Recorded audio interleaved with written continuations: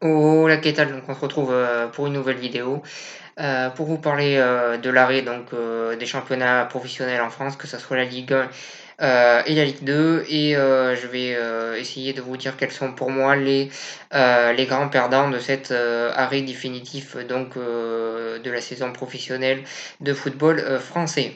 Donc déjà deux petites parenthèses. La première, c'est que le championnat hollandais s'est également arrêté et qu'ils ont pris une décision totalement différente de la France. Ils ont décidé de faire descendre aucune équipe et de décerner aucun champion. Bon, après, il faut dire qu'au niveau de la première place, c'était assez serré, donc ça se jouait à pas grand-chose. Donc quelque part, c'est un peu normal.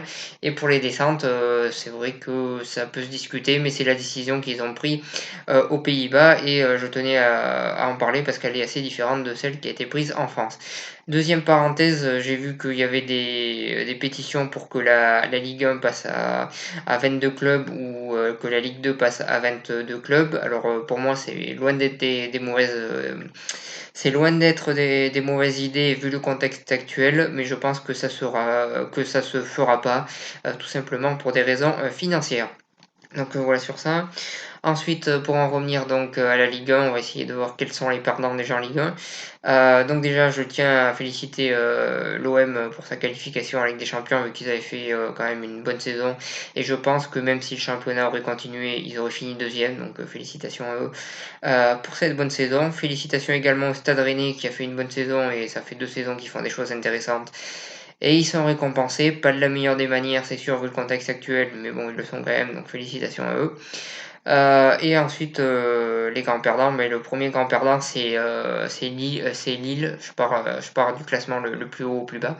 C'est Lille qui était très très près de la troisième place et qui finalement ne va pas aller en Ligue des Champions. Donc forcément, ils font partie des grands perdants. Malheureusement pour eux, c'est sûr que si le championnat avait continué, ils auraient pu se qualifier en Ligue des Champions. Malheureusement pour eux, c'est pas le cas et c'est sûr qu'ils font partie des grands perdants dans cette histoire et dans cet arrêt du championnat. Donc voilà sur ça. Ensuite, les trois équipes en Europa League, donc il y a Lille, Nice et Reims. Donc déjà, je tiens à féliciter Reims qui a un budget assez faible et qui depuis quelques saisons fait des choses très très intéressantes. Et on voit que ça travaille plutôt bien du côté de Reims et ils sont récompensés aussi.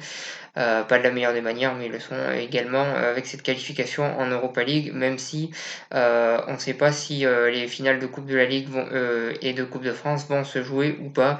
Donc là aussi, c'est quelque chose à suivre, vu que si elles se jouent, Lyon et Saint-Etienne pourront se qualifier s'ils gagnent la finale, ce qui est quand même loin d'être fait, mais bon, quand même, c'est quand même une affaire à suivre. Et donc l'autre grand perdant c'est Lyon ça s'est pas joué à grand chose pour qu'ils aillent en Europa League. Après ils avaient quand même pas mal de points de retard sur le troisième aussi, faut pas l'oublier.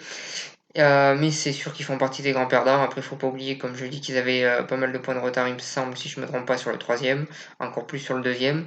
Et aussi, il faut pas oublier qu'ils ont fait une saison quand même très très décevante cette saison. Voilà, ils ont quand même été très très décevants. Ils ont fait des choses qui franchement étaient assez décevantes. Ils ont quand même fait le choix de prendre Rudy Garcia. Je suis pas sûr que ça soit un bon choix. Et je pense que le Corona est pas le seul responsable de ce qui se passe à Lyon, loin de là. Voilà, ce qu'ils ont fait quand même cette saison Lyon est quand même assez décevant. Ensuite, le deuxième grand perdant pour la qualification à l'Europe, c'est Montpellier, qui là aussi était pas très très loin de se qualifier en Europa League, mais qui ne peut pas se qualifier. Donc du coup, vu que le championnat a été a été arrêté et qu'on a pris la moyenne de points par match. Voilà sur ça, ça s'est pas joué à grand chose pour Montpellier non plus. Ils ont été assez irréguliers par moment. Voilà sur ça et c'est ça qui fait qu'aujourd'hui ils vont pas en Coupe d'Europe, c'est ce manque de régularité. Mais bon, sur ça. Après, si le championnat avait continué, ils auraient pu aller en Europa League. Et c'est vrai que c'est dommage pour eux. Ensuite, on va parler des équipes qui jouaient le maintien et qui vont descendre. Donc Toulouse, je pense que même si c'était pas fait mathématiquement, ils auraient fini par descendre vu la saison décevante qu'ils étaient en train de faire. Donc voilà sur ça. Et pour, Amiens, par contre, je trouve que c'est vraiment cruel, parce qu'ils avaient quand même toutes les cartes en main pour pouvoir se maintenir et c'est une décision qui est vraiment cruelle pour eux et qui est vraiment, difficile pour eux qui vont descendre et voilà, alors qu'ils avaient encore les cartes en main. C'est sûr que c'est, l'un des très, très grands perdants, Amiens, dans cette histoire-là. Donc, voilà sur ça. Ensuite, pour en revenir à la Ligue 2, déjà félicitations à Lorient et à Lens qui ont fait une très bonne saison. Donc, voilà, sur ça, je suis content de revoir ces clubs-là en Ligue 1 parce que d'un côté, il y a Lens et son public exceptionnel et de l'autre, il y a Lorient, un club où il y a pas mal de, bons joueurs français et de bons joueurs tout court qui ont joué dans cette équipe. Je pense notamment à Koscielny, Gamero, et cetera. Donc, voilà sur ça. Donc félicitations à eux. Pour en revenir à Ajaccio, si la règle avait été comme avant, c'est-à-dire 3 montées et 3 descentes, et sans aucun barrage, ils auraient, monté en Ligue 1. Mais cette règle a été enlevée, pour favoriser les clubs de Ligue 1, on va pas se mentir, et deuxièmement, sûrement pour des raisons financières également. Donc, du coup, Ajaccio, restera en Ligue 2. C'est sûr que c'est un des très, très grands perdants dans cette histoire, ça c'est clair, net et précis. Et on va aussi parler du quatrième et du cinquième de Ligue 2, donc si je ne me trompe pas, le Clermont Foot et 3. Donc ils avaient fait une très très bonne saison tous les deux, ils étaient très très proches des premières places. Ils auraient pu espérer monter en première division, voir jouer les barrages.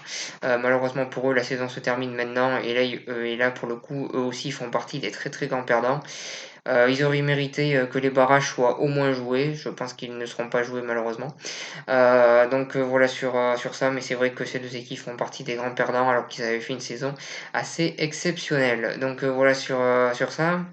Ensuite, le dernier club que je vais parler, c'est le club qui joue le maintien en Ligue 2, c'est Le Mans, qui aurait pu largement se maintenir et qui finalement va terminer en national. Là aussi, c'est très très cruel pour eux et voilà, j'ai pas grand chose d'autre à dire là-dessus. Donc, voilà ce que j'avais à dire un petit peu pour la Ligue 1 et la Ligue 2, quels sont les grands perdants de cet arrêt définitif des championnats professionnels en France. Donc, voilà sur ça, je ferai pas plus de commentaires.